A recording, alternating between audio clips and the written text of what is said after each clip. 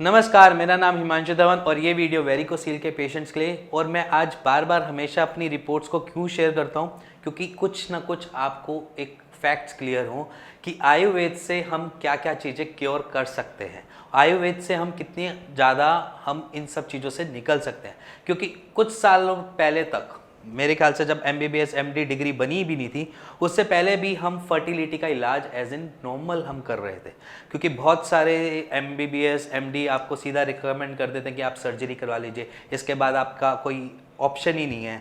और कुछ ऐसे पेशेंट्स जिनको वेरिकोसील है, वेरिकोसील के साथ एजोस्पर्मिया है, तो उनको तो सीधा रिकमेंड कर देते हैं कि जब तक आपकी वेरिकोसील की सर्जरी नहीं होगी तब तक आप एजोस्पर्मिया से ठीक नहीं हो पाओगे। और जहाँ तक हमारे पास पेशेंट आते हैं सर्जरी के बाद के, उनमें एजोस्पर्मिया वैसे का वैसे रहता है और साथ ही साथ उनको वेरिकोसील फिर से डेवलप हो जाता है।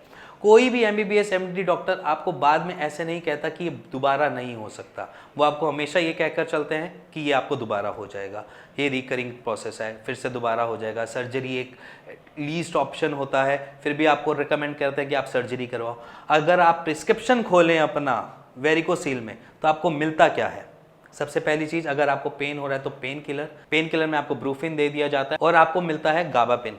और इसके साथ साथ आपको और क्या चीज मिलती है? कोई भी एंटीबायोटिक लिवोफ्लॉक्सिन दे देंगे, कोई सेप्टम दे देगा, ऑगमेंटिन दे देगा। मतलब ऐसे प्रिस्क्रिप्शन जो जहाँ पर लिमिटेशन ही खत्म हो गए, वो आपको चीज़ें मिलती है। अगर आप एलोपैथिक में जाओगे तो आपको दो चार चीज़ें, अगर आपका स्पर्म काउंट कम है तो आपको मल्टीविटामिन दे देंगे। इसके अलावा आपको और कुछ मिलता है प्रिस्क्रिप्शन में? अगर आप देखो तो अपने खुद से देखो और अपने डॉक्टर से भी पूछो कि आपने इसमें वेरिकोसील में डाला क्या है, वेरिकोसील में दे क्या रहे हो, आपके पास क्या चीज़ है जो आप वेरिकोसील ठीक कर दोगे।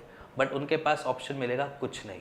वो आपको क्या कहेंगे? आप सर्जरी कराओ, सर्जरी ही एक बेस्ट ऑप्शन है। बट आयुर्वेद वेरिकोसील को भी आराम देता है, इसके साथ आपको फर्टिलिटी में भी आराम देता है। वैसे ही जैसे मैं आपको आज अपनी एक रिपोर्ट शेयर कर रहा हूँ, राजू जी थे, उनको बेसिकली एक वेरिकोसील था जिनका रिपोर्ट जो 2011 में रिपोर्ट उन्होंने करवा रखी थी, उसमें 3 mm से 4 mm। उसके बाद उन्होंने कोई रिपोर्ट नहीं करवाई और उसके साथ उनको आ रहा था एजोस्पर्मिया, माने कि उनका नील स्पर्म काउंट के साथ वेरिकोसील, और वेरिकोसील वो भी 3 mm to 4 mm bilateral varicocele. मतलब बायलेटरल माने कि दोनों साइड के टेस्टिकल्स की वेन्स जो नीचे जाने वाली हैं वो दोनों ही डायलेटेड फूली हुई थी। अब क्या हुआ, उन्होंने 2011 से अब तक ट्रीटमेंट एलोपैथिक पे चलता रहा, कभी कोई कुछ दे रहा, कभी कोई कुछ दे रहा, कभी फर्टिलिटी के लिए उनको मल्टीविटामिन दे दिए, कुछ किसी ने उनको सर्जरी रिकमेंड कर दी कि सर्जरी करवाओ। बट उन्होंने कहीं ना कहीं होप नहीं खोई।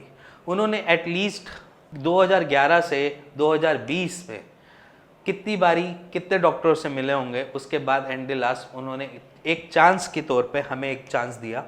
अब आज की डेट में क्या हुआ कि उनका वेरिकोसील, जो जहाँ तक हम समझते हैं, जितने भी पेशेंट्स हैं वो भी जानते होंगे कि वेरिकोसील पे अगर ध्यान नहीं दिया जाए तो वो बढ़ती है, दिक्कत और बढ़ाती है, ना कि कम करती है। अब आज की डेट में उनका बायलेटरल वेरिकोसील तो है, बट उनका MM देखोगे तो 2.3 mm और 2.4 mm है, ठीक है। और ग्रेड 1 में एग्जिस्ट करता है। ग्रेड 1 माने कि बिल्कुल माइल्ड, जिसे कह देते हैं हम माइल्ड वेरिकोसील में एग्जिस्ट करता है। और इसके साथ साथ उनको और एक फायदा हुआ जो सब चाहते हैं वेरिकोसील एजोस्पर्मिया के पेशेंट्स, कि नील स्पर्म काउंट उनके ओवरकम हो गए, 5 मिलियन स्पर्म काउंट आ गए। मैं उनकी रिपोर्ट सारी आपको शेयर कर रहा हूं इसी वीडियो में। बट आप ये समझिए कि आप सर्जरी करवाना बेहतर समझेंगे या आप ऐसा ट्रीटमेंट लेना चाहेंगे जो आपको दवाइयों से ही क्योर कर दे। ये एक सोचने वाली बात है, क्योंकि MBBS MD सब यही कहते हैं कि आप सिर्फ सर्जरी करवाओ, वेरिकोसील सिर्फ सर्जरी से क्योर हो सकता है, बट वो भी नहीं करते। अगर आप चाहो तो वो फिर आपके बाद में एक क्लॉज जरूर लिख देते हैं सर्जरी से पहले कि ये रिकरिंग है, दोबारा हो सकता है। कोई भी एलोपैथिक डॉक्टर या MBBS डॉक्टर MD डॉक्टर आपको ये कहता है कि ये चीज़ ठीक हो गई है, ये सर्जरी के बाद ठीक रहेगी, या इतनी गारंटी दे दे कि आपको 100% की श्योरिटी दे दे कि ये चीज़ अब क्लियर हो गई है, अब दोबारा नहीं होगी, नहीं कहेगा। क्यों? इसलिए नहीं कहेगा क्योंकि आफ्टर सर्जरी भी क्या पता वेन्स का साइज वैसे का वैसा रहे, वेन्स का साइज वैसे का वैसा रहे और इसके साथ दिक्कत बढ़ाए। हम तो यहाँ पर आयुर्वेद से ठीक करते हैं। ऐसा कुछ नहीं है कि मैं बोलूँ कि हमारी दवाइयों में जादू है, हम दवाइयों में कुछ ऐसा डालते हैं, ऐसा कुछ नहीं करते। हम मेडिसिन आपके सिर्फ और सिर्फ रूट कॉज पे वर्क करते हैं। अगर हम एक पेशेंट में नॉर्मली चीज़ें देखें तो क्या चीज़ें मिलेंगी वेरिकोसिल में, अगर आप भी अपने अंदर झांकेंगे देखेंगे तो आपको क्या चीज़ें मिलेंगी। सबसे पहले चीज़ आपको मिलेगी, सबसे ज़्यादा जो हम देखते हैं पेशेंट्स में, वो मिलती है कॉन्स्टिपेशन, कब्ज की दिक्कत। और कब्ज की दिक्कत ही आपको बेसिक इस प्रॉब्लम में क्रिएट कर देती है, वेरिकोसिल क्रिएट कर देती है। अगर कब्ज के पेशेंट हैं आप और लंबे टाइम से कब्ज के पेशेंट हैं, या लंबे टाइम से आप कोलाइटिस के पेशेंट हैं, कोलाइटिस माने कि आपकी लीवर की फंक्शनिंग, आपके इंटेस्टाइन की फंक्शनिंग प्रॉपर तरीके से ना होने की वजह से आपकी लेटरिन में आम आती है, या मान लीजिए सफ़ेद रंग का कुछ बलगम जैसा टपकता है, वो चीज़ अगर आपके लंबे टाइम से है तो कहीं ना कहीं आप वेरिकोसील के पेशेंट इसकी वजह से बन जाते हैं। और ये बनने के बाद हम क्या करते हैं, इसके बाद वेरिकोसील डेवलप हुआ, उसके बाद क्या हुआ, आपके स्पर्म काउंट लो है। और ज़रूरी नहीं होता हर वेरिकोसील के पेशेंट्स के स्पर्म काउंट लो मिले, क्योंकि इसकी भी पोजीशनिंग अलग अलग जगह होती है। बट डॉक्टर आपको नहीं बताएगा, MBBS MD आपको ये भी नहीं बताएगा कि कहाँ पर पोजीशनिंग खराब होने की वजह से आपकी सीमेन एनालिसिस है। बस उनका काम क्या होता है, आपको डर देना। क्या देना, फियर देना। जितना डराएगा उतना आप सर्जरी की तरफ अट्रैक्ट होंगे। जब आप डरोगे नहीं तब आप सर्जरी की तरफ जाओगे भी नहीं। और यही चीज़ हम हमेशा अपने पेशेंट्स को कहते हैं कि अगर आपको पास रिपोर्ट्स हैं तो अपने साथ एक सीमेन एनालिसिस की रिपोर्ट भी करवाएं, जिससे आपको क्लियर हो कि आपकी फर्टिलिटी पे इफेक्ट पड़ रहा है या नहीं पड़ रहा है। अगर आप इन सब चीज़ों के बारे में सोचते हैं, वेरिकोसील के बारे में दिक्कत समझ रहे हैं कि बहुत बड़ी मेजर दिक्कत है, ऐसी भी नहीं है कि आपकी लाइफ डिस्ट्रॉय कर दे, ऐसी नहीं होती। रेयर केसेस मानते हैं कि रेयर केसेस में एट्रोफिक हो जाता है, रेयर केसेस में देखते हैं कि स्पर्म काउंट एक लेवल के बाद नहीं बढ़ता, और वो तभी नहीं बढ़ता जब किसी पेशेंट ने पहले सर्जरी करवा रखी होती है। अगर हम पेशेंट्स को देखते हैं कि एक लिमिटेड उसके बाद उनके स्पर्म काउंट या मोटिलिटी डाउन हो जाते हैं। सर्जरी के बाद मोटिलिटी डाउन होने के बाद क्या मिलता है उनको, कि एक लेवल के बाद वो उठते ही नहीं है, चाहे वो जो मर्जी ले लें, दवाइयाँ ले लें, कुछ ले लें।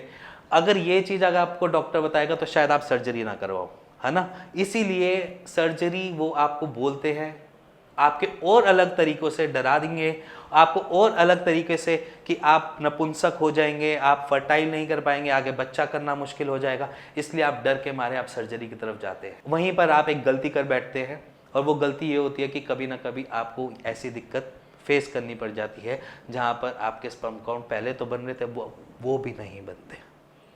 तो समझो इन सब चीज़ों को, थोड़ा जानो इन सब चीज़ों को, वेरिकोसील को पढ़ो, समझो। आपके पास स्मार्टफोन है तो गूगल करो, और गूगल करने के बाद आप रेट देखो कि सर्जरी के बाद 70% क्या एक्चुअली फैक्ट है, 60% एक्चुअली फैक्ट है कि रिकरिंग होती है या नहीं होती। आप एक बारी फैक्ट्स पे जाओ, उसके बाद अपना मन बनाओ, उसके बाद अपना ब्रेन को वर्क करने दो, उसके बाद अपने दिल को समझाओ। अगर आपको मेरी बातें सही लग रही हैं तो प्लीज़ आप कुछ मत कीजिए, मुझसे सिर्फ थोड़ी सी सजेशन ले लीजिए या सलाह ले लीजिए, ठीक है। और नीचे दिए हुए नंबर पर आप सिर्फ और सिर्फ अपनी रिपोर्ट्स भेज सकते हैं। रिपोर्ट्स के साथ साथ अपने कॉल कर सकते हैं नीचे वाले दिए हुए नंबर पर, और कॉल करके हमें बता सकते हैं कि अगर आप वेरिकोसील से परेशान हैं तो उसका एक्चुअल राइट ट्रीटमेंट होना क्या चाहिए। अगर मैं अपने ट्रीटमेंट की बात कर रहा था तो मैं अपने ट्रीटमेंट में बताते हैं कि हमने रूट कॉज पे वर्क करना होता है। आपके सबसे पहले हम क्या करते हैं, कॉन्स्टिपेशन रिलीफ करते हैं। कॉन्स्टिपेशन से आपकी 2-3 चीज़ें क्योर होती है, जैसे कि आपका पेन, ठीक है। और पेन के बाद क्या होता है, आपको पेन के बाद आपकी धीरे धीरे हैंगिंग कम होनी स्टार्ट होती है। हैंगिंग माने कि लटकन, अगर लटकन कम होगी तो उससे क्या होगा, आपको बेटर फील होगा एज कंपेयर टू पहले से। अगर मैंने मान लीजिए अगर कोई वेन है उसके अंदर खून गोल गोल घूम रहा है, और गोल गोल घूमते घूमते उसकी ब्लड की सप्लाई ऐसा कम है, वॉल्स खराब होने की वजह से जो खून का सप्लाई है वो गर्म होकर नीचे की तरफ जा रहा है, आपके टेस्टिकल्स की तरफ जा रहा है, तो वो हैंगिंग बढ़ाएगा। अगर वहाँ पर मैं खून का बहाव ही ठीक कर देता हूँ, क्योंकि ब्लड का फ्लो ही आपके टेस्टिस की एक तरीके से फूड है, अगर मैं वहाँ पर खून का बहाव ठीक कर देता हूँ, मोस्टली प्रॉब्लम वहीं से ठीक होनी स्टार्ट हो जाती है। आपके सीमेन एनालिसिस की रिपोर्ट हमेशा सही आएगी, और इसके साथ साथ आपकी जो वेरिकोसील है उसमें आराम मिलेगा, आपको दर्द नहीं होगा। दर्द के साथ साथ आपको जो दिक्कतें हैंगिंग की हैं वो भी धीरे धीरे करके रिड्यूस होने लग जाती है। सो अगर आपके माइंड में डाउट है, सोच रहे हो कि मैं सर्जरी करवाऊँ या क्या करूँ क्या ना करूँ, तो आप एक सलाह हमसे ले सकते हैं। नीचे दिए हुए नंबर पर आप मेरी टीम से बात कर सकते हैं और मेरी टीम को आप अपनी रिपोर्ट शेयर भी कर सकते हैं। और अगर आपको मिलना है मुझसे तो आप मेरे क्लिनिक भी आ सकते हैं, मेरे से आप बात कर सकते हैं, मुझसे गाइडेंस ले सकते हैं। और अगर आपको ये वीडियो पसंद आई हो, अगर आयुर्वेद की थोड़ी वैल्यू समझ पाए हो तो please like share bell icon दबा दीजिएगा। Thank you and thank you.